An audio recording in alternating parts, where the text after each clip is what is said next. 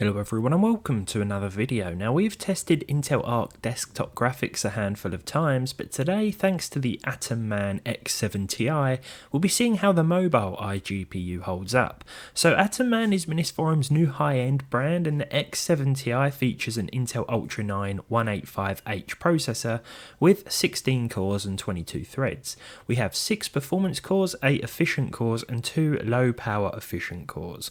You can buy this unit bare bones and equip it with up to 96 gigs of 5600 MHz dual channel DDR5 and 2 M.2 PCIe 4.0 SSDs totaling 4 TB, or from factory with 32 gigs of memory and a 1 TB drive, like this one. Let's take a look around the AtomMan X7 Ti before getting into some gameplay benchmarks. I've come to expect plenty of ports and connectivity with these mini machines, and this one is no exception.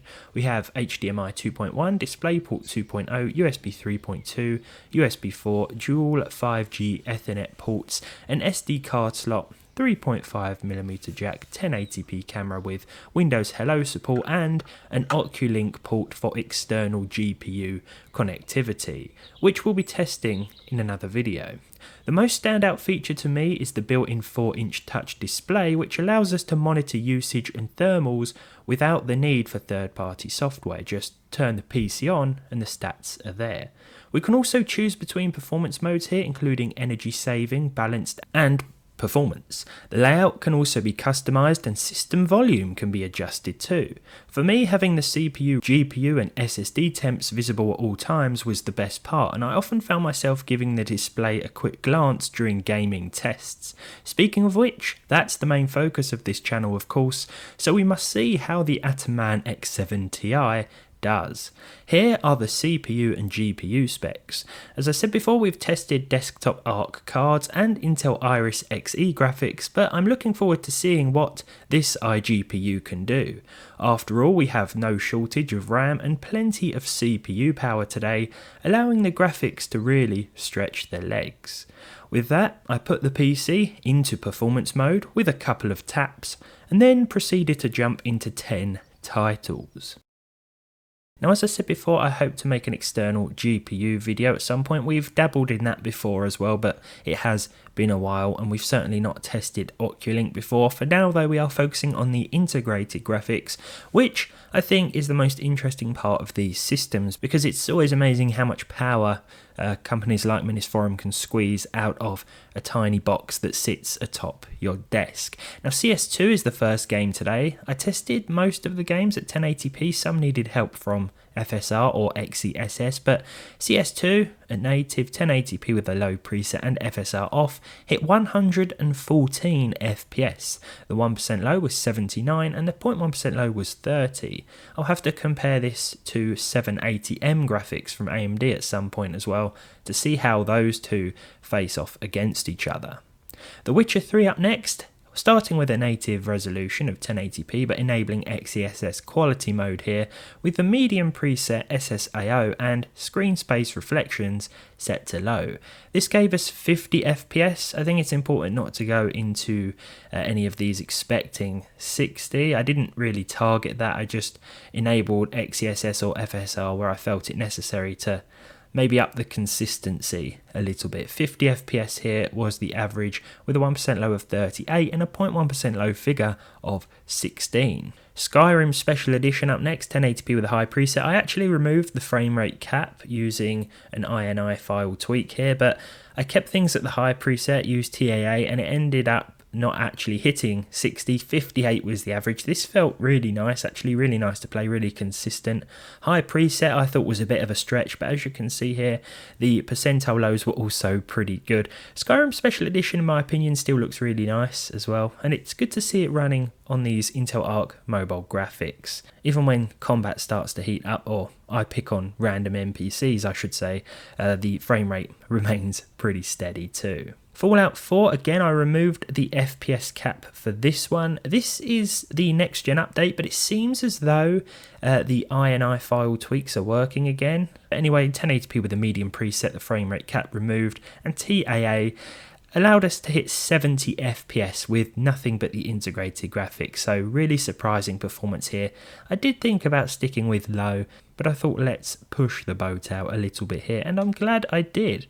The average was 70, the 1% low was 55, and the 0.1% low was 42, so fairly consistent overall, not too many dips and drops. Now GTA 5 can be a little hit or miss with integrated graphics. Sometimes it can exhibit a few issues, and it was certainly no exception here. I've had trouble with AMD integrated graphics as well. I could have turned things up. I actually set everything else apart from textures to normal. Textures were set to high, the detail sliders were set halfway, and the soft shadows were enabled. 99 was a good average, but if you look at those percentile lows, 40 and 16, yeah, it's clear that there were a few problems with consistency. As I said before, though, that's not exclusive to the ARC graphics here. Maybe it's a Windows 11 thing. But yeah, it tends to be when I'm using integrated graphics that we see a few dips and drops. I can't complain too much though. It's still an impressive result, I think, especially at native 1080p with high textures enabled too. Apex Legends up next, high textures, everything else set to their respective lowest options. TSAA as well for an average of 91 FPS. The ARC graphics are actually quite surprising. I had no idea what to expect going into this. Usually when I'm testing AMD integrated graphics, I can sort of gauge what I'm going to see, but here, completely blind going into it really, didn't know what I'd see, and overall, I'm pretty impressed. The 1% low was 63 and the 0.1% low was 16, so a little low, but if I recall, this actually happened when I got killed by another player.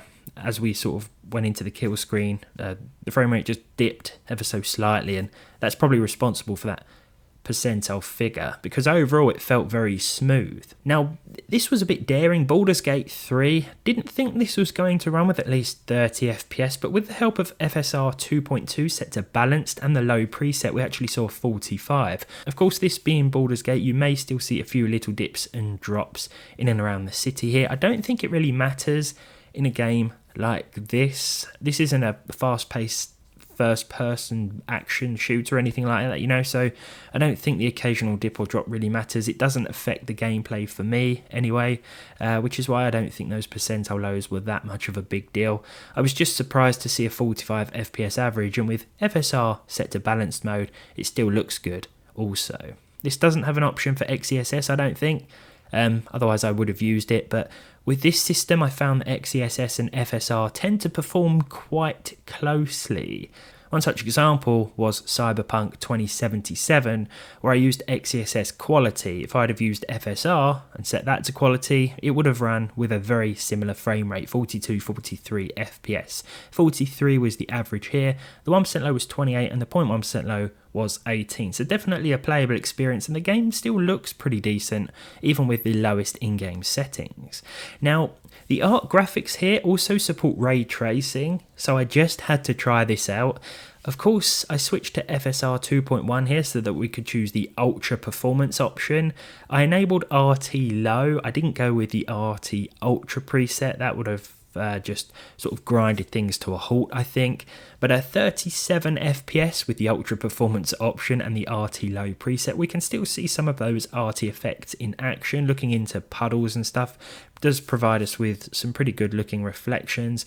The percentile lows did suffer a bit more as well, but a plus 30 FPS average I would deem playable if you don't mind the blurry mess that is Ultra Performance FSR mode. Still, for integrated graphics, it's always impressive to see ray tracing on. Red Dead Redemption 2 up next, 1080p with the ultra textures, all else set to lowest. The geometry LOD was set to max, the grass LOD was set to 2 out of 10, and TAA was set to medium. Here we saw an average of 43 frames per second. I always say that if I get at least 30 FPS in Red Dead Redemption 2 with integrated graphics, then I'm pretty happy, and we more than hit that target here. In fact, our 1% low was still above 30 FPS with 34. Overall. The 0.1% low was 18, so the occasional dip and drop in and around busier areas, but for the most part it was a decent gaming experience. Now to finalise, we have Fortnite, 1080p with a low preset, 100% 3D res and TAA. I actually started off with performance mode and everything else set to its absolute lowest, and we saw well over 150 FPS, so I jumped back into the game in DX12 mode, which lowered the amount of stutter, and we still saw over 60 frames per second, 66 to be precise. I'd actually recommend sticking to performance or DX11 for a slightly higher average frame rate, but 66 FPS then with a 1% low of 48 and a 0.1% low of 17. I do tend to see a few dips and drops in terms of the 0.1% low figure in Fortnite, but overall a decent experience. Now these mini machines do cater to a completely different audience, that's for sure, and I do have to mention that you could probably build something more capable for less money if you were putting together a standard desktop gaming PC. Of course you could, but the main appeal to me for these systems is just how much power Minisforum can squeeze out of a tiny little box like this. You know, 5 or 6 years ago you never would have imagined running AAA titles on integrated graphics, and it's always fascinating to see what Minisforum come up with next and how they utilise the power found in these latest CPUs. That's all for this one. I hope to have an Oculink eGPU video soon, and perhaps we'll run a few comparisons with discrete graphics cards too, but until then, thank you very much for watching. Let me know what you think down below, and hopefully I'll see all of you in the next one.